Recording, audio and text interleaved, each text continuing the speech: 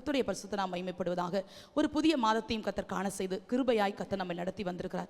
வருஷத்தை இப்பொழுதுதான் ஆரம்பித்தது போல இருந்தது, ஆனாலும் ஒரு மாதத்தை முடிப்பதற்கு கர்த்தர் நம்ம கிருபை பாராட்டி இருக்கிறார். எத்தனை நல்ல தேவனை சேவிக்கிறோம், எத்தனை பெரிய தேவனை சேவிக்கிறோம். ஒவ்வொரு நாளும் அவர் நடத்துகிற பாதை அதிசயமானது, ஆச்சரியமானது. கண்ணீர்களில், வேதனைகளில், குறைவுகளில், வருத்தங்களில் எல்லாவற்றிலும் கர்த்தர் நமக்கு போதுமானவராக இருக்கிறார். இந்த புதிய மாதத்தையும் காண செய்த தேவன் ஒரு நல்ல வார்த்தையை கர்த்தர் நமக்கு தந்திருக்கிறார். அதை விசுவாசத்தோடு எல்லாரும் சேர்ந்து வாசிக்கலாமா? சங்கீதங்களின் புஸ்தகம் 40ஆம் சங்கீதம் 1வது வசனத்தை வாசிக்கலாம். எல்லாரும் சேர்ந்து சங்கீதத்தின் புஸ்தகம் 40ஆம் சங்கீதம் 1வது வசனத்தை வாசிக்கலாம். கர்த்தருக்காக பொறுமையுடன் காத்திருந்தேன், அவர் என்னிடமாய் சாய்ந்து என் கூப்பிடுதலை கேட்டார். இன்னொரு முறை வாசிக்கலாமா? கர்த்தருக்காக பொறுமையுடன் காத்திருந்தேன், அவர் என்னிடமாய் சாய்ந்து என் கூப்பிடுதலை கேட்டார். ஒரு நல்ல அருமையான வார்த்தை இங்கே வாசிக்கிறோம். நம்முடைய சந்தோஷத்தில் ஒரு பெரிய சந்தோஷம் இது தெரியுமா? கர்த்தர் நம் ஜெபத்தை கேட்க மாட்டாரா? நம்முடைய விண்ணப்பத்தை கர்த்தர் கேட்க மாட்டாரா? நம்முடைய ஜெபத்திற்கு பதில் வராதா என்பதுதான் நம்முடைய உள்ளத்தின் அங்கலாய்ப்பு. எத்தனையோ ஜெபங்களுக்கு பதில் வராமல் இருக்கும்போது சோர்ந்து போகிறோம். ஆனால் பதில் வந்த ஜெபங்களுக்கு கர்த்தருடைய சமூகத்தில் ஆர்ப்பரிக்கிறோம், சாட்சி சொல்லுகிறோம், தேவனை மகிமைப்படுத்துகிறோம். இப்படி நம்முடைய ஜெபங்களுக்கு பதில் வந்தால் ஒரு பெரிய சந்தோஷம். தாவீது இந்த சங்கீதத்தை எழுதும்போது ஒரு நம்பிக்கையோடு எழுதுகிறார், ஒரு நன்றியோடு எழுதுகிறார். கர்த்தருக்காக நான் காத்திருந்தேன், உலகத்துக்காக அல்ல, ஏதோ ஒரு மாயான காரியத்திற்காக அல்ல, கர்த்தருக்காக நான் காத்திருந்தேன். அவர் என்னிடமாய் சாய்ந்து என் கூப்பிடுதலை கேட்டார் அல்லவா? நான் கூப்பிட்ட ஒவ்வொரு கூப்பிடுதலுக்கும் கர்த்தர் எனக்கு பதில் தந்தார் என்று தேவன் செஞ்ச நன்மைகளை நினைத்து பார்த்து சந்தோஷத்தோடு எழுதுவது போல் இருக்கிறது. கர்த்தர் என் கூப்பிடுதலை கேட்டார், நான் பொறுமையாய் காத்திருந்த அந்த நாட்கள் வீணா போகல, அவர் என் ஜெபத்திற்கு பதில் தந்தார். அருமையான கர்த்தருடைய பிள்ளைகளே, ஒரு புதிய மாதத்தில் வந்திருக்கிறோம். வேதனைகள் இருக்கலாம், பல பலவீனங்கள் இருக்கலாம், வருத்தங்கள் இருக்கலாம். இந்த மாதமாவது என் கண்ணீர் மாறாதா, இந்த மாதமாவது என் சூழ்நிலை மாறாதா என்று சொல்லி தவிப்போடு இருக்கலாம். ஆனால் இந்த மாதத்தில் கர்த்தர் நம்முடைய கூப்பிடுதலை அவர் கேட்க போகிறார். நாம் ஜெபிக்கிற ஜெபங்களுக்கு அவர் பதில் தரப்போகிறார். இம்மட்டும் இத்தனை நாட்களும் தேவ சமூகத்தில் நம்பிக்கையோடு விசுவாசத்தோடு காத்திருந்த ஒவ்வொரு காரியத்திற்கும் கர்த்தர் இந்த மாதம் நீதியுள்ள பதிலை கர்த்தர் தரப்போகிறார். நாம் கர்த்தருடைய சமூகத்தில் சொல்ல போகிறோம், கர்த்தர் என் கூப்பிடுதலை கேட்டார் என்று. அருமையான கர்த்தருடைய பிள்ளைகளே, தாவீது நம்பிக்கையோடு கர்த்தரை பார்த்து சொல்றார், அவர் கேட்டுட்டாரு, என் கூப்பிடுதலை கேட்டுட்டாரு, என் சத்தத்தை கேட்டுட்டாரு, அவருக்காக நான் காத்திருந்தது வீணா போகல. சந்தோஷமா சொல்றார், கேட்டுட்டீங்களேப்பா, கேட்டுட்டீங்களே, என் வருத்தத்தை கேட்டுட்டீங்களே, என் அங்கலாய்ப்பை கேட்டுட்டீங்களே. ஆங்கில வேதாகமத்தில் சொல்லுகிறது, அவர் என் அழுகையின் சத்தத்தை கேட்டார் என்று தான் இந்த வசனத்துக்கு போடப்பட்டிருக்குது. தமிழ்ல எங்கள் கூப்பிடுதலை கேட்டார் என்று. அப்பொழுது தாவீது எவ்வளவு அழுதிருக்கிறார் பாருங்க. ஐயோ, கர்த்தர் என் அழுகையின் சத்தத்தை கேட்க மாட்டார். பொதுவாய் பெண்கள் அதிகமாய் அழுவார்கள், ஆனால் ஆண்கள் அதிகமாய் அழுவதை நம்ம பார்க்க முடியாது. ஆனால் தாவீது சொல்லுகிறார், கர்த்தர் என் அழுகையின் சத்தத்தை கேட்டார். அருமையான கர்த்தருடைய பிள்ளைகளே, இவ்வளவு நாள் கூப்பிடுதல் வெறுமையா இருக்கிறது என்று புலம்புகிறீர்களோ, தவிக்கிறீர்களோ, கர்த்தர் இந்த புதிய மாதத்தில் நம்முடைய சத்தத்தை கேட்கட்டும். நம்முடைய சத்தத்தை கேட்கிற ஒரு தேவனை சேவிக்கிறோம். ஆதியாகமம் 21ஆம் அதிகாரம் 17ஆம் வசனத்தில் வாசிக்கிறோம், தேவன் பிள்ளையின் சத்தத்தை கேட்டார். யாருக்காக கேட்டார் தெரியுமா? ஆகாருக்காக கேட்டார். அனாதையா நின்ற ஆகாருக்காக, ஆதரவற்று நின்ற ஆகாருக்காக, ஆபிரகாமால கைவிடப்பட்ட ஆகாருக்காக, ஆபிரகாமால துரத்தப்பட்ட ஆகாருக்காக. அவள் வனாந்திரத்தில் போகிறாள், அவளால் செய்ய முடியல. அந்த அம்மா அழுறாங்க, தவிக்கிறாங்க. ஐயோ, பிள்ளை சாக போகுது ஆண்டவரே, சாதாரணமா ஒரு தண்ணி கூட என் பிள்ளைக்கு கிடைக்கலையே ஆண்டவரே, இவ்வளவு பெரிய ஒரு ஐஸ்வர்யவானுக்கு ஒரு பிள்ளையை பெற்றெடுத்தேன், என்ன பிரயோஜனம், என் பிள்ளை மரிக்க போகிறது என்று சொல்லி அங்கே அவர்கள் அங்கலாய்க்கிறார்கள். ஆனால் வேதம் சொல்லுகிறது, தேவன் பிள்ளையின் சத்தத்தை கேட்டார் என்று. நான் நினைக்கிறேன், அந்த பிள்ளையும் ஒரு குறிப்பிட்ட அளவுக்கு மேல சத்தத்தை உயர்த்தி ஆண்டவர்கிட்ட கெஞ்சி இருக்குது போல, அப்பா எனக்கு தண்ணி தர மாட்டீங்களா, எங்க அம்மாவுக்கு நான் ஒரே பிள்ளைப்பா, எனக்கு தண்ணி தாங்கன்னு கத்துச்சோ என்னமோ தெரியல. ஆனா வேதம் சொல்லுகிறது, தேவன் பிள்ளையின் சத்தத்தை கேட்டார் என்று. நம்முடைய சத்தத்தை கேட்கிற ஒரு நல்ல தேவனை சேவிக்கிறோம். கேட்கிறவராய் மாத்திரமல்ல, நம்முடைய சத்தத்திற்கு பதில் கொடுக்கிற ஒரு தேவனை சேவிக்கிறோம். அதனாலதான் சங்கீதம் 18:6 தாவீது சொல்லுகிறார், நான் நெருக்கத்தில் நான் கர்த்தரை நோக்கி கூப்பிட்டேன், தமது ஆலயத்திலிருந்து கர்த்தர் என்ன சத்தத்தை கேட்டார். நான் நெருக்கத்தில் கர்த்தரை நோக்கி கூப்பிட்டேன். நெருக்கங்கள் வரும்போது யாரை நோக்கி கூப்பிடுகிறோம்? வாழ்க்கையில் பதட்டங்கள் வரும்போது யாரை நோக்கி கூப்பிடுகிறோம்? தேவனை நோக்கி கூப்பிடுகிறோமா? சில நேரத்தில் பிரச்சனைகளே பேசுகிறோம், பிரச்சனைகளை சில நபற்ற பேசுகிறோம். ஆனால் பிரச்சனைகளை மாற்றுகிற தேவனிடத்தில் நம்ம சத்தத்தை உயர்த்தி கெஞ்சி இருக்கிறோமா? தாவீது சொல்லுகிறார், நான் கர்த்தரை நோக்கி, நெருக்கம் வந்தது, போராட்டம் வந்தது, பாடுகள் வந்தது, ஆனால் நான் கர்த்தரை நோக்கி கூப்பிட்டேன், அவர் தமது ஆலயத்திலிருந்து என் சத்தத்தை கேட்டார். அது ஒரு பாட்டு உண்டு, நெருக்கங்கள் மத்தியில் அழைத்த போது உருக்கமாய் இறங்கினீரே, சுகவாழ்வு என்னில் துளிர் விட்டது, புது வழி திறந்திட்டிரே, 1000 நாவினால் பாடினாலும் அன்பிற்கு ஈடாகாதே. அடிக்கடி உள்ளத்திலிருந்து ஆழத்திலிருந்து பாடுகிற பாடல்கள். நெருக்கங்கள் மத்தியில் அழைக்கிற போது யார் வருவார் என்று நினைக்கிறீர்கள்? கர்த்தரை தவிர நம்முடைய சார்பாய் நம்முடைய பக்கமாய் நிற்கிற ஒரு நபரும் இந்த உலகத்தில் இல்லை. தாவீது அறிந்து எழுதுகிறார், உணர்ந்து எழுதுகிறார். கர்த்தருக்காக நான் காத்திருந்தேன், பொறுமையாய் காத்திருக்கிற நாட்கள் கடினமானது. தேவ பிள்ளைகளே, கர்த்தருடைய தேவன் தருகிற நீதியுள்ள பதிலுக்காக காத்திருக்கிற நாட்கள் கடினமானது. ஒருவேளை அது தாமதமாகலாம், அது சில வாரங்கள் ஆகலாம், சில மாதங்கள் ஆகலாம், சில வருஷங்கள் ஆகலாம். தாவீது அந்த பொறுமையாய் காத்திருந்த நாட்களுக்கு கர்த்தர் தந்த பலனை அவர் நிறைவாய் பெற்றுக்கொண்டு உள்ளத்தின் ஆழத்திலிருந்து எழுதுகிறார், காத்திருந்தேன், அவர் என் கூப்பிடுதலை கேட்டார் என்று. யாக்கோபுடைய வாழ்க்கையில நான் தியானிக்கும் போது நினைப்பேன், யாக்கோபை ஆண்டவர் ஒவ்வொரு அடியிலும் தேவன் ஆச்சரியமாய் நடத்தி வருகிறார். ஆனால் அப்படி நடத்தி வந்தாலும் கூட சில நேரங்களிலே கர்த்தர் யாக்கோபுடைய வாழ்க்கையில மௌனமாய் இருக்கிறதை பார்க்க முடிந்தது என்னால்.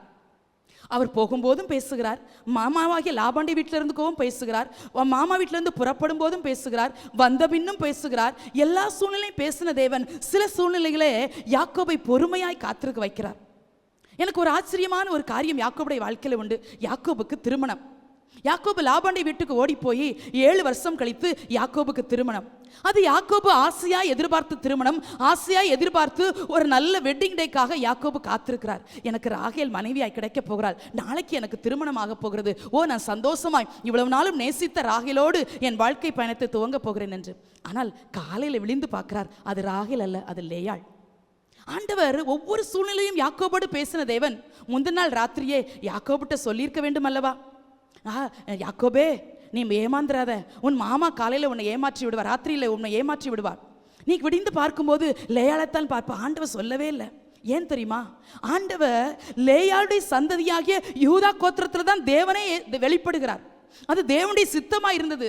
லேயாளையும் யாக்கோபு திருமணம் பண்ணுவது தேவனுடைய சித்தமா இருந்த அப்படினாலே தேவன் யாக்கோபிட்ட அதையெல்லாம் பேசவே இல்லை. அந்த காரியம் எனக்கு ஆச்சரியமா இருக்கும், ஏன் ஆண்டவர் இதை யாக்கோபிட்ட சொல்லவில்லை என்று. இன்னொரு காரியம் எனக்கு ஆச்சரியமா இருக்கும், யாக்கோபுடைய வாழ்க்கையில யோசேப்பு உயிரோடு இருக்கிறான் என்பதை யாக்கோபிட்ட ஆண்டவர் சொல்லவே இல்லை.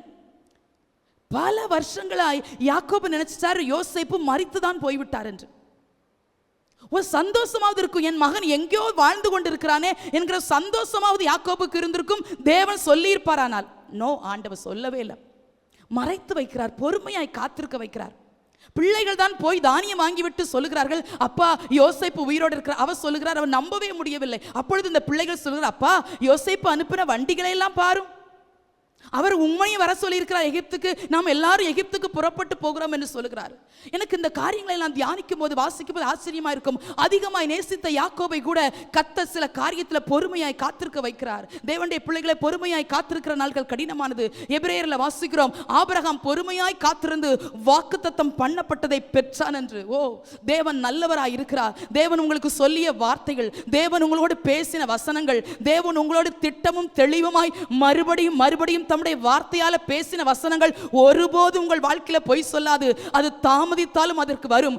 ஆனாலும் தாவீதை போல பொறுமையாய் கர்த்தருக்காக காத்திருக்க வேண்டும், கர்த்தருக்காக அந்த வசனம் நிறைவேறுவதற்காக. அதனால தான் தாவீது சொல்கிறார், நான் காத்திருந்தேன், அவர் என் கூப்பிடுதலை கேட்டார் என்று தாவீது சந்தோஷமாய் சொல்லுகிறதை நாம் பார்க்கிறோம். சங்கீதம் 66:19 வாசிக்கிறோம், அதை வாசிக்கலாமா? சங்கீதத்தின் புஸ்தகம் 66 சங்கீதம் 19 வசனம். மெய்யாய் தேவன் எனக்கு செவி கொடுத்தார், என் ஜெபத்தின் சத்தத்தை கேட்டார். இல்ல பார்க்கிறோம், தாவீது சொல்லுகிறார், என் ஜெபத்தின் சத்தத்தை கேட்டார். சத்தத்தை கேட்கும் போதெல்லாம் தாவீதுக்கு ஒரு சந்தோஷம். என் ஜெபத்தின் சத்தத்தை கேட்டார். கர்த்தருடைய பிள்ளைகளே, புதிய மாதத்தில் வந்திருக்கிறோம், புதிய நாளை பார்த்துருக்கிறோம். என் ஜெப சத்தம் தேவ சமூகத்தில் எட்டப்படாதா என்று சொல்லி ஒருவேளை நீங்கள் அங்கலாய்த்து வந்திருக்கலாம். என் ஜெபம் இந்த மாதத்திலாவது கேட்கப்படாதா, இந்த மாதத்திலாவது கர்த்தர் என் ஜெபத்திற்கு பதில் தர மாட்டாரா என்று சொல்லி நீங்கள் அங்கலாய்த்து கொண்டிருக்கலாம். தாவீதை போல நம்மளும் சொல்ல போகிறோம், மெய்யாய் தேவன் என் ஜெபத்தின் சத்தத்தை கேட்டார். ஒரு முறை சொல்லலாமா? கரங்களை உயர்த்தி உள்ளத்தின் ஆழத்திலிருந்து, மெய்யாய் தேவன் என் ஜெபத்தின் சத்தத்தை கேட்டார். இன்னொரு முறை, மெய்யாய் தேவன் என் ஜெபத்தின் சத்தத்தை கேட்டார். நல்ல தேவனை சேவிக்கிறோம். சத்தமிட்டு கூப்பிடும் போதெல்லாம் ஆண்டவர் இதோ இருக்கிறேன் என்று சொல்லுகிற ஒரு அன்பான தேவனை சேவிக்கிறோம். சங்கீதம் 116:1 தாவீது சொல்லுகிறார், கர்த்தர் என் சத்தத்தையும் என் விண்ணப்பத்தையும் கேட்டதுனால அவரில் அன்பு கூறுகிறேன் என்று எழுதுகிறார். என் சத்தத்தெல்லாம் கர்த்தர் கேட்டதுனால எனக்கு அன்பு அவர் மேல பெருகிக்கிட்டே இருக்குது. யாருமே நான் கூப்பிடுகிற சத்தத்தை கேட்கல, நான் கூப்பிடுற சத்தத்தை கேட்கறதுக்கு யாரும் எனக்கு அனுகூலமா இல்லை. ஆனால் நான் ஆராதிக்கிற ஒரு தேவன் இருக்கிறார், ஒரு உண்மையா என்னை நடத்துகிற ஒரு தேவன் இருக்கிறார். நான் கூப்பிடும் போதெல்லாம் அவர் கேட்கிறாரு, அதனால நான் அவரை ரொம்ப நேசிக்கிறேன். தாவீது சொல்லுகிறார். அருமையான கர்த்தருடைய பிள்ளைகளை, ஆண்டவர் அதிகமாக நேசிக்கிறோம். அதனால தான் இந்த காலை வேளை தேவனை தேடி வந்திருக்கிறோம். இந்த மாதத்தில் தேவன் மேல் வைத்திருக்கிற அன்பும் பாசமும் இன்னும் அதிகமாய் கூட போகிறது. ஏன் தெரியுமா? அவர் நம்ம ஜெபத்தின் சத்தத்தை அவர் கேட்க போகிறார். இவ்வளவு நாள் காத்திருந்த ஒவ்வொரு காரியத்திற்கும் கர்த்தர் நமக்கு பதிலை தரப்போகிறார். சந்தோஷத்தாலும் மகிழ்ச்சியாலும் கர்த்தர் நம்ம இடைகட்ட போகிறார். தாவீது இன்னொரு இடத்துல சொல்வார், சங்கீதம் 119 149 என்று நினைக்கிறேன், உமது கிருபையின்படி என் சத்தத்தை கேளுங்கப்பா. உங்க கிருபையின்படி கேட்பீங்களா? தாவீது கூப்பிடுகிற சத்தத்தை தேவன் கேட்க வேண்டும் என்று எதிர்பார்க்கிறார், அங்கலாய்க்கிறார்.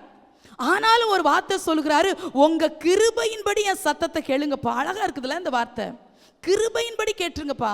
என் ஜெபத்தை கிருபையின்படி கேட்பா. சொல்வீங்களா இந்த மாசத்துல? ஆண்டவரே, கிருபையின்படி என் ஜெபத்தை கேளுங்கப்பா, கிருபையின்படி என் சத்தத்தை கேளுங்கப்பா, கிருபையின்படி என் அங்கலாய்ப்பை கேளுங்கப்பா. பிரச்சனைகள் உண்டு தேவனுடைய பிள்ளைகளே, வருத்தங்கள் உண்டு, போராட்டங்கள் உண்டு. கிருபை போதும். வாழ்க்கையில் கடினமான சந்தர்ப்பங்களை உணரும் போதெல்லாம் கிருபை போதும்னு சொல்லுங்க. கிருபையின்படி சத்தத்தை கேளும். எவ்வளவு தாவீது அருமையாய் உள்ளத்தின் ஆழத்திலிருந்து சொல்லுகிறார், ஆண்டவரே, கிருபையின்படி, உம்முடைய கிருபையின்படி என் சத்தத்தை கேட்பீங்களா? எத்தனையோ நாட்கள் அழுது விட்டீர்கள், எத்தனையோ நாட்கள் புலம்பி விட்டீர்கள், எத்தனையோ நாட்கள் எதிர்பார்த்து காத்திருந்து மனுஷர் பதில் செய்வார் என்று ஏமாந்து விட்டீர்கள். இந்த மாதம் மனுஷரத்தில் அல்ல, பரத்திலிருந்து கர்த்தரிடத்திலிருந்து உங்களுக்கும் எனக்கும் பதில் வரப்போகிறது. அவர் கிருபையின்படி நமக்கு இறங்க போகிறார். கிருபையின்படி கர்த்தர் நம்ம சத்தத்தை கேட்க போகிறார். ஒரு உண்மையாய் நடந்த ஒரு சம்பவத்தை ஒரு பரிசுத்தவான் தன்னுடைய செய்தியில சொல்ல கேட்டேன். ஒரு பதப்படுத்தப்பட்ட இறைச்சிகளை விற்கிற ஒரு கடை ஒன்று இருந்தது ஒரு அயல் நாட்டில். அது பதப்படுத்தப்பட்டு இறைச்சிகளை விற்பார்கள். அங்கு யாராவது வாங்க வந்தால் குளிரூட்டப்பட்ட ஒரு அறையிலிருந்து அந்த இறைச்சிகளை அவர்கள் எடுத்து கொடுத்து அவர்கள் அந்த வியாபாரத்தை நடத்தி கொண்டு வந்தார்கள். ஒரு நாள் அந்த கம்பெனியில் கிட்டத்தட்ட 400 பேர் வேலை பார்த்தார்கள். ஒரு நாள் சாயங்காலத்தில் எல்லாரும் டியூட்டி முடிந்து அந்த கம்பெனியை விட்டு வெளியே போகும்போது ஒரு பார்சல் வெளியே இருந்திருக்கிறது. அப்பொழுது ஒரு சகோதரி நினைத்திருக்கிறார்கள், ஐயோ, ஒரு பார்சல் வெளியே இருக்கிறதே, இது வெளியே இருந்தால் கெட்டு போகுமே, நம்ம அந்த குளிரூட்டப்பட்ட அறையில் கொண்டு போய் பாதுகாப்பாய் வைத்துவிட்டு வருவோம் என்று சொல்லி இவர்கள் உள்ளே போயிருக்கிறார்கள். அந்த டோர் லாக் ஆயிற்று. பொதுவாக அந்த ரூம்குள்ளே நிற்கும் போது கதவு திறந்து தான் இருக்க வேண்டும். ஏனென்றால் அந்த கதவு திறக்க முடியாது. அவங்க கழுத்தில் ஒரு கார்டு ஒன்று போட்டிருப்பாங்க. அந்த கார்டை வச்சு ஸ்கேன் பண்ணால் தான் அந்த டோர் திறக்கும். இவங்க உள்ளே அமுட்டுட்டாங்க. இப்போ டோர் லாக் ஆயிற்று. இரவு நேரமாக போகிறது. எல்லாரும் டியூட்டி முடிச்சு போயிட்டாங்க. இனி நாளை காலையில் தான் வந்து அந்த கதவை திறப்பாங்க. அப்போ இந்த சகோதரி நினச்சாங்க, எல்லாரும் போயிட்டாங்க, இப்போ கதவை திறந்து விடுறதுக்கு ஆள் இல்லை. ஸ்கேன் பண்ணுற கார்டு கழுத்தில் இருந்தாலும் டோர் லாக் ஆனதுனால ஸ்கேன் பண்ணுற பகுதி டோருக்கு வெளியே இருக்குது. அதனால இந்த சகோதரிக்கு நம்பிக்கையற்ற சூழ்நிலை. முற்றிலும் குளிரூட்டப்பட்ட அறை, கொஞ்ச நேரத்துக்கு மேலே அந்த ரூமில் நிற்க முடியாது. அப்போ அவங்க நினச்சாங்களாம், நம்ம அங்கே இங்கே ஓடி நின்று நம்ம சரத்தை சூடு உண்டாக்கி இந்த குளிர்லேருந்து நம்மளை காப்பாற்றிக்கிடலாம். ஏன்னா மறுநாள் காலை வரைக்கும் அவர்கள் அந்த அறையில் போராட வேண்டி இருக்கிறது. அப்படி என்று நினைத்து அவர்கள் அந்த அறையில் அங்கும் இங்கு ஓடிக்கொண்டே இருந்தார்கள். ஒரு குறிப்பிட்ட நேரத்துக்கு மேலே அவர்களால் ஓட முடியவில்லை. ஆகவே ஒரு இடத்துல நின்று கை கால்களை அசைத்து கொண்டிருந்தார்கள். அப்படியாவது நம்முடைய சரீரம் பாதுகாக்கப்படாதா என்று. ஆனால் அவருடைய சரீரம் மரத்து போவதை அவர்கள் உணர்ந்தார்கள். அந்த குளிரில் அவளுக்கு தெரிந்து விட்டது, நாம் மறிக்க போகிறோம், இனி நம்பிக்கையே இல்லை, இந்த கதவு இனி நாளைக்கு தான் திறக்கப்படும், அது வரைக்கும் நம்முடைய சரீரம் இந்த குளிரை தாங்காதென்று. திடீரென்று ஆண்டவற்றை சொன்னார்கள், வலது கரத்தை உயர்த்தி, ஆண்டவரே, நான் மறிக்க போகிறேன், இந்த டோர் எனக்கு லாக் ஆயிற்று ஆண்டவரே, இந்த கதவு எனக்கு அடைக்கப்பட்டது, ஆனால் பரலோக கதவு எனக்காக திறக்கப்பட வேண்டும். நான் சற்று நேரத்தில் மறித்து நான் உங்களிடத்தில் வருவேன் ஆண்டவரே, அந்த கதவு எனக்காக திறக்கப்பட வேண்டும் என்று சொல்லி அவர்கள் தேவனிடத்தில் சொல்லி கொண்டிருந்த போது அந்த டோர் திறந்தது. அப்பொழுது பார்த்தால் அந்த கம்பெனியில் வேலை செய்கிற செக்யூரிட்டி வந்து அந்த கதவை திறந்து விட்டார். அந்த சகோதரி ஆச்சரியமாய் கேட்டார்கள், நான் இங்கு உள்ளே நிற்கிறேன் என்று உங்களுக்கு எப்படி தெரியும் என்று. அப்பொழுது அந்த செக்யூரிட்டி சொன்னார், சகோதரி, இந்த கம்பெனியில் 400 பேர் வேலை பார்த்தாலும் காலையில் வரும்போது பிரைஸ் தி லார்ட் அப்படின்னு எனக்கு சொல்லிட்டு வருகிற ஒரே சகோதரி நீங்கள் தான். வேலை முடிந்து வீட்டுக்கு போகும்போதும் பிரைஸ் தி லார்ட் அப்படின்னு சொல்லிட்டு போகிற ஒரே சகோதரி நீங்கள் தான். காலையில் நீங்கள் எனக்கு சொன்னீங்க, சாயங்காலம் நீங்கள் எனக்கு சொல்லலை. அதனால நான் நினச்சேன், இந்த சகோதரி நமக்கு சொல்லாமலே பிரைஸ் தி லார்ட் சொல்லாமல் இந்த கம்பெனியை விட்டு போகவே மாட்டாங்களே, ஒருவேளை இந்த சகோதரி உள்ளே இருக்கிறார்களோ என்று நினைத்து வந்தேன். உங்கள் செருப்பு வெளியே கிடந்தது, அதனால தான் நினைத்தேன் நீங்கள் உள்ளே அகப்பட்டு கொண்டீர்கள் என்று நான் வந்து அந்த கதவை திறந்தேன் என்று. கர்த்தருடைய பிள்ளைகளே, அந்த பரிசுத்தவான் சொன்னார், ஒரு பிரைஸ் தி லார்டுக்கு ஒரு பூட்டப்பட்ட கதவு திறக்கும். ஆனால் உங்களுக்கும் எனக்கும் கர்த்தரை துதிக்கிற நமக்கு எத்தனை கதவுகள் அடைத்தாலும் அது கர்த்தரால் திறக்கப்படும். நம்பிக்கையோடு கர்த்தரை ஸ்தோத்திரிக்க வேண்டும். கர்த்தர் நம்முடைய சத்தத்தை கேட்கிற தேவன். தாவீது எவ்வளவு அழகா இந்த சங்கீதத்தை எழுதுகிறார். அதிகமாக எனக்கு பிடித்த வசனங்கள் எதுவும் என்று கர்த்தருக்காக பொறுமையோடு காத்திருந்தேன். அதை எவ்வளவு ஃபீல் பண்ணி எழுதுறார். அவர் என்னிடமாய் சாய்ந்து என்கிட்ட மட்டும் வந்து என்ன வேணும்னு கேட்கறது போல அப்படிதான் நம்பிக்கையோடு தாவீது எழுதுகிறார். ஒவ்வொரு சங்கீதத்தை எழுதும்போது தாவீதுக்கு ஒரு நம்பிக்கை இருந்தது. அப்படிதான் இந்த சங்கீதத்தை நம்பிக்கையோடு நன்றியோடு எழுதுகிறார். அவர் சொல்லுகிறார், என்னிடமாய் சாய்ந்து என் கூப்பிடுதலை கர்த்தர் கேட்டார் என்று சொல்லுகிறார். அந்த சங்கீதத்தில் இன்னொரு வார்த்தையும் எனக்கு பிடித்திருந்தது. 3ஆம் வசனத்தில் வாசிக்கிறோம், அவர் நமது தேவனை துதிக்கும் புதுப்பாட்டை அவர் என் வாயிலை கொடுத்தார் என்று. நம்பிக்கையோடு எழுதின தாவீது சொல்லுகிறார், நான் பாட்டு பாடுறேன். இப்போ இவ்வளவு நாள் நான் அழுதேன், இவ்வளவு நாள் நான் அங்கலாய்த்தேன். கர்த்தர் என் சத்தத்தை கேட்க மாட்டாரோ, என் சத்தத்துக்கு பதில் வராதோ என்று நான் அங்கலாய்த்தேன். ஆனா இப்போ தேவனை துதிக்கும் புதுப்பாட்டை கர்த்தர் என் வாயில கர்த்தர் தந்திருக்கிறார். எவ்வளவு அழகா எழுதுறார் பாருங்க. தாவீதுடைய ஒவ்வொரு கண்ணீரும் பாடல் வரிகளாய் மாறியிருந்தது. தாவீது எப்பொழுதும் பாடுவார். ஆனால் அடிக்கடி சொல்லுகிறது போல துன்பத்திலும் பாடுவார், இன்பத்திலும் பாடுவார். அப்சலோம் துரத்தும் போதும் பாடுவார், சவுல் துரத்தும் போதும் பாடுவார், அபிமெலேக்கு முன்பாக வேஷம் மாறும் போதும் பாடுகிறார். எல்லா சூழ்நிலைகளும் பாடுகிற ஒரு தாவீது புதிதாய் ஒரு வார்த்தையை சொல்லுகிறார், தேவனை துதிக்கும் புதுப்பாட்டை அவர் என் வாயில கொடுத்தார் என்று. அழுகை பாடலாய் மாறுகிறதே, அது வாழ்க்கையில மிகப்பெரிய ஆனந்தம்.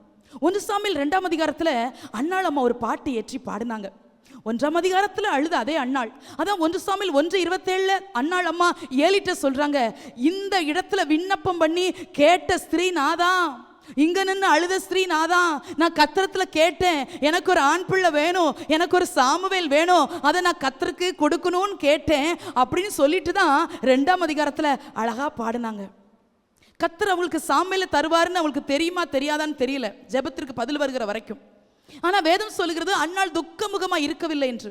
நான் நினைக்கிறேன் ஜெபத்திற்கு பதில் வருவதற்கு முன்பதாகவே அன்னாளம்மா இந்த பாடலை ஏற்றி காத்திருந்திருப்பார்கள். கர்த்தர் என்றைக்காவது இந்த பாடலை எனக்கு பாட வைப்பார், நான் ஒரு நாள் ஆலயத்துக்கு போவேன், சாமுவேலோடு போவேன், நான் தேவனை உள்ளத்தின் ஆழத்திலிருந்து பாடுவேன் என்று. கர்த்தருடைய பிள்ளைகளே, எந்த காரியத்திற்காக இத்தனை நாளும் அழுது கண்ணீர் வடித்தீர்களோ அதே காரியத்தை சொல்லி சொல்லி ஆனந்திக்க போகிறீர்கள், சொல்லி சொல்லி கர்த்தருடைய சமூகத்தில் மகிழ போகிறீர்கள். அதே அழுகையும் அதே கண்ணீரும் நல்ல புதுப்பாட்டை உங்கள் வாயில கொடுக்கும். தாவீது சொன்னது போல ஆண்டவர் நம்முடைய சத்தத்திற்கு பதில் கொடுக்கும் போது, கர்த்தர் நம்முடைய ஜெபத்தின் சத்தத்தை கேட்கும் போது நாம் எல்லாரும் இணைந்து பாடுவோம். ஓசியால ஒரு வசனம் உண்டு, அவள் அங்கே பாடுவாள் என்று, ஆகோரின் பள்ளத்தாக்கு நம்பிக்கையின் வாசலாகும், அங்கே அவள் பாடுவாள் என்று. சபையை கர்த்தரை பாடுகிற நாட்கள், சபை கர்த்தரை உயர்த்துகிற நாட்கள். ஏன் தெரியுமா? கர்த்தர் நம்ம ஜெபத்தின் சத்தத்தை இந்த மாதத்தில் கர்த்தர் கேட்க போகிறார். அல்லேலூயா. அதான் உன்னத பாட்டு 2:14 கூட வாசிக்கிறோம், கண்மலையின் வெடிப்புகளிலும் சிகரங்களின் மறைவிடங்களிலும் தங்குகிற என் புறாவே உன் சத்தத்தை நான் கேட்கட்டும் என்று ஆண்டவர் சொல்லுகிறார். யாத்ராமா 15ஆம் அதிகாரத்தில் வாசிக்கும் போது அவர்கள் ஒரு பாட்டை பாடுகிறார்கள். கர்த்தர் பார்வோனையும் அவன் சேனைகளிலும் செங்கடலிலே தள்ளினார் என்பது அந்த கரையில நின்று பார்க்கிறார்கள். ஒருவர் கூட எகிப்திலிருந்து புறப்பட்ட ரதங்களில ஒரு ரதம் கூட, ஒரு ரதம் குதிரையும் குதிரை வீரனும் உயிரோடு தப்பவே இல்லை. இது தேவன் அவர்கள் வாழ்க்கையில் செய்த மிகப்பெரிய அற்புதம். நான் நினைக்கிறேன் இந்த பாட்டை பாடுவதற்கு அவர்கள் 430 வருஷம் வெயிட் பண்ணி இருந்திருப்பார் என்று. அவர் மகிமையாய் வெற்றி சிறந்தார், உள்ளத்தினால் தேசமே பாடுது. எவ்வளவு சந்தோஷமாய் ஆடியிருப்பார்கள், எவ்வளவு நம்பிக்கையாய் பாடியிருப்பார்கள், கர்த்தர் எங்கள் வாழ்க்கையில நன்மை செய்தார் என்று. சங்கீதம் 137:3 கூட வாசிக்கிறோம். 3-4 வசனங்கள் நான் பார்க்கும்போது, இஸ்ரவேல் ஜனங்கள் சிறையிருப்பில் பாபிலோன் தேசத்தில் இருக்கிறாங்க. அப்போ அந்த பாபிலோன்ல இருக்கும்போது அந்த ஜனங்கள் இஸ்ரவேல் ஜனங்களை பார்த்து சொல்றாங்க, கொஞ்சம் பாடுங்களேன். சியோனின் பாட்டுகளில் சிலதை விரும்பி அவர்கள் பாட, வேதம் சொல்றது மங்கள கீதத்தை விரும்பினாங்களாம், வெட்டிங் சாங் விரும்பினாங்களாம். சந்தோஷமா பாடுங்க, நல்லா பாடுவீங்களே, கொஞ்சம் பாடி காமிங்கன்னு. அவங்க சொல்றாங்க 4ஆம் வசனத்துல, கர்த்தருடைய பாட்டை அந்நிய தேசத்துல நாங்க எப்படி பாடுவோம்? எங்களால் பாட முடியாது. ஏன்னா பாட சொல்றவங்க சிறையில் பிடித்தவர்கள் பாட சொல்லுகிறார்கள், எங்களை பாழாக்கினவர்கள் பாட சொல்றாங்க, அதனால நாங்கள் பாட மாட்டோம்னு சொல்றாங்க. கர்த்தருடைய பிள்ளையை அப்படி சொல்வதற்காய் அல்ல, கர்த்தர் தேவனை துதிக்கும் புதுப்பாட்டை கர்த்தர் நம்முடைய நாவில் கொடுத்திருக்கிறார். கண்ணீர் நிறைந்த நாட்கள் உண்டு, வேதனை நிறைந்த நாட்களை நாம் கடந்து வந்திருக்கலாம். எத்தனை வருத்தங்கள், எத்தனை பாரங்கள், எத்தனை சூழ்நிலைகளை நாம் வழியாய் கடந்து வந்தாலும் தாவீது சொன்னது போல சங்கீதம் 40:1, கர்த்தருக்காக பொறுமையுடன் காத்திருந்தேன், அவர் என்னிடமாய் சாய்ந்து அவர் என் குடும்பத்திடமாய் சாய்ந்து, என் பிள்ளையிடமாய் சாய்ந்து, என் குடும்பத்திடமாய் சாய்ந்து, என் சபையிடமாய் சாய்ந்து அவர் என் சத்தத்தை கேட்டார். கேட்பார் அல்ல, கேட்டார். கேட்டார் கேட்பார் என்பதற்கும் கேட்டார் என்பதற்கு வித்தியாசம் உண்டு. கேட்பார்னா இனிமேதான் கேட்பார்னு அர்த்தம். ஆனா தாவீது சந்தோஷமாய் சொல்லுகிறார், விசுவாசமாய் சொல்றார், அவர் கேட்டார், அவர் கேட்டு விட்டார். நம்முடைய சத்தத்தை கேட்கிற தேவன் இவ்வளவு நாட்களும் அழுத அழுகைகள்லாம் கிண்ணறங்களாய் மாறட்டும், நம்முடைய புலம்பல்கள் பாடலாய் மாறட்டும். இந்த மாதம் ஒவ்வொரு நாட்களும் ஆண்டவரை முன்னிட்டு நடக்க போகிறோம். கர்த்தருக்காக நான் காத்திருந்த நாட்கள் வீணாய் போவதில்லை. கர்த்தர் என் சத்தத்தை கேட்டிருக்கிறார், நான் சந்தோஷமாய் பாடுவேன். நீங்கள் பாட பாட கர்த்தரை துதிக்க எப்படி பவுலும் சீலாவும் அப்போஸ்தலர் வாசிக்கிறோம். அவங்க சிறைச்சாலையில கர்த்தரை துதித்து பாடும்போது சிறைச்சாலையின் அஸ்திபாரங்கள் அசைந்தது, கதவுகளெல்லாம் திறந்தது போல துதிக்கிற நமக்காக, பாடுகிற நமக்காக, தேவ சமூகத்தில் மகிழ்ந்து கொண்டிருக்கிற நமக்காக, பிரச்சனைகளோடு வருத்தங்களோடு பாரத்தோடு தத்தளித்து கொண்டிருக்கிற நமக்காக இவ்வளவு நாளும் வடித்த கண்ணீரின் சத்தத்தையும், இவ்வளவு நாளும் புலம்பின சத்தத்தையும், இவ்வளவு நாளும் நாம் அங்கலாய்த்த அங்கலாய்ப்பின் சத்தத்தையும் கர்த்தர் இந்த மாதத்தில் கேட்க போகிறார். இந்த மாதத்தை முடிக்கும் போது சந்தோஷமாய் நாம் எல்லாரும் சொல்ல போகிறோம், கர்த்தர் நிச்சயமாகவே சங்கீதம் 40:1 சொன்னது போல கர்த்தருக்காக நான் காத்திருந்தேன், அவர் என் சத்தத்தை கேட்டார் என்று. ஒரு இந்த வசனத்தை அப்படி எல்லாரும் சேர்ந்து விசுவாசத்தோடு வாசிக்கலாமா? கர்த்தருக்காக பொறுமையுடன் காத்திருந்தேன், அவர் என்னிடமாய் சாய்ந்து என் கூப்பிடுதலை அவர் கேட்டார் என்று. கர்த்தர் கேட்டார் கேட்டார் கேட்டார், கேட்டுக்கொண்டே இருக்கிறார். இங்கு ஆலயத்தில் நாம் கூப்பிடுகிற சத்தமாக இருக்கலாம், வீடுகளில் நீங்கள் ஜெபிக்கிற சத்தமாக இருக்கலாம், மறைவிடத்தில் நின்று நீங்கள் அழுகிற சத்தமாக இருக்கலாம். எல்லா சத்தங்களையும் கர்த்தர் கேட்டு, அந்த சத்தத்தை கேட்டு போகிறது மட்டுமல்ல, அந்த சத்தத்தை கேட்டு என் பிள்ளை எதற்காக என்னை நோக்கி கூப்பிட்டது, எதற்காக என்னை நோக்கி சத்தமிட்டது. நாம் சில நேரங்களில் செய்கிற தவறு என்ன தெரியுமா? மனுஷன்லாம் நம்ம சத்தத்தை உயர்த்தி சில நேரம் நம்முடைய பிரச்சனைகளை பேசுகிறோம், நம்முடைய அங்கலாய்க்க பேசுகிறோம். ஆனால் தாவீது பாருங்க, எல்லா இடத்திலும் ஒரு வார்த்தை சொல்கிறார், நான் சத்தமிட்டு கூப்பிடுறேன், அதிகாலையில் நான் கூப்பிட்டேன், என் சத்தத்தை உயர்த்துறேன். இப்படியே அநேக சங்கீதங்களில் தாவீது சொல்கிறார், ஆண்டவற்ற சத்தத்தை உயர்த்துங்க, ஆண்டவர் நம்முடைய ஜெபத்திற்கு பதில் கொடுக்கணும்னு சொல்லி அவருடைய சமூகத்தில் நம்பிக்கையோடு காத்திருப்போம். மெய்யாகவே சங்கீதத்தில் சொல்லப்பட்டது போல பொறுமையாய் காத்திருந்த நமக்கு அவர் நீதியின் பலனை கர்த்தர் தந்து இந்த மாதத்தில் கர்த்தர் நம்மை மகிழ்விக்க போகிறார். கர்த்தர் நம்முடைய ஜெபத்தின் சத்தத்தை கர்த்தர் கேட்க போகிறார். அல்லேலூயா. அப்படி எல்லாரும் எழும்பி நிற்கலாமா?